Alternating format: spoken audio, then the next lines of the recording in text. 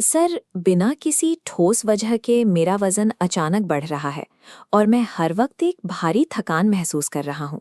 ये कोई इकलौता किस्सा नहीं, बल्कि लाखों लोगों की रोज की हकीकत है। अक्सर हम इसे काम के तनाव, अधूरी नींद या ज्यादा कैलोरी लेने का नतीजा मान लेते हैं। हम ये मान बैठते हैं कि शायद हमारी डाइट या एक्सरसाइज में ही कोई कमी रह गई है।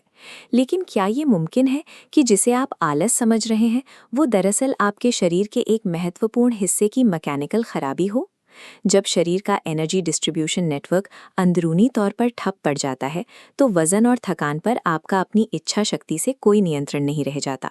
आपके गले के निचले हिस्से में मौजूद थायराइड एक एंडोक्राइन ग्रंथि है, जो मेटाबॉलिज्म को चलाने के लिए ज़रूरी हार्मोन्स सीधे आपके खून में रिलीज करती है। ये ग्रंथि आपके शरीर में ऊर्जा के इस्तेमाल और वितरण की रफ्तार को हर सेकंड मॉनिटर करती है। यही तय करता है कि हृदय कितनी तेजी से धड़केगा, मांसपेशियां कितनी ऊर्जा खर्च करेंगी और शरीर कैलोरी को कितनी जल्दी इस्तेमाल करेगा। जब इस सिस्टम के काम करने की रफ्तार बिगड़ती है, तो पूरा शरीर दो अलग-अलग और गंभीर स्थितियों की तरफ बढ़ने लगता है। पहली स्थिति हाइपोथायरॉयडिज्म है। इसमें ग्रंथि पर्याप्त मात्रा में हार्मोन नहीं बना पाती, जिससे शरीर की सारी प्रक्रियाएं धीमी पड़ने लगती हैं। इस सुस्ती की वजह से आपको सामान्य से ज्यादा ठंड लगती है, चेहरे पर भारीपन आता है और मेटाबॉलिज्म गिरने की वजह से वजन तेजी से बढ़ने लगता है। इस कमी को पूरा करने के लिए डॉक्टर अक्सर लेवोथायरॉक्सिन नाम का सिंथेटिक हार्मोन प्रिस्क्राइब करते हैं, जो आपके शरीर में उस गायब प्राकृतिक हार्मोन की जगह लेता है। इस दवा के साथ सबसे जरूरी शर्त यह है कि इसे सुबह उठकर पूरी तरह से खाली पेट ही लिया जाना चाहिए।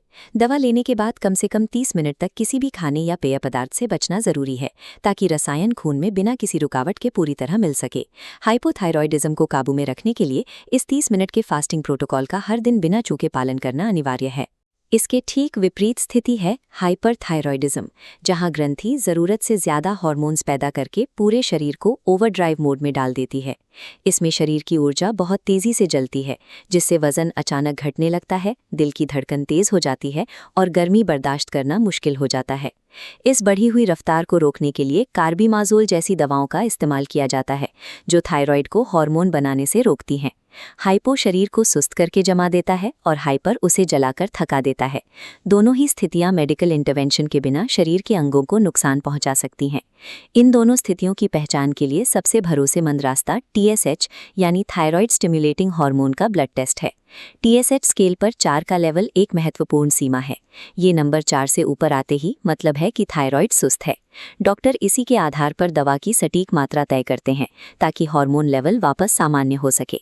क्लिनिकल स्तर पर रिपोर्ट में 4 की रीडिंग मिलते ही डॉक्टर इसे क्रोनिक हाइपोथायरॉयडिज्म का ठोस प्रमाण मानते हैं। इलाज के दौरान सबसे घातक गलती है लक्षणों के कम होते ही दवा को अचानक छोड़ देना, जो शरीर के पूरे संतुलन को फिर से बिगाड़ सकता है। मेडिकल प्रोटोकॉल के मुताबिक दवा के असर को मॉनिटर करने के लिए हर 3 महीने में एक बार ब्लड टेस्ट करवाना अनिवार्य है। ये 90 दिनों का अंतराल इसलिए तय किया गया है ताकि शरीर की बदलती ज़रूरतों के हिसाब से दवा की डोज को समय पर एडजस्ट किया जा सके।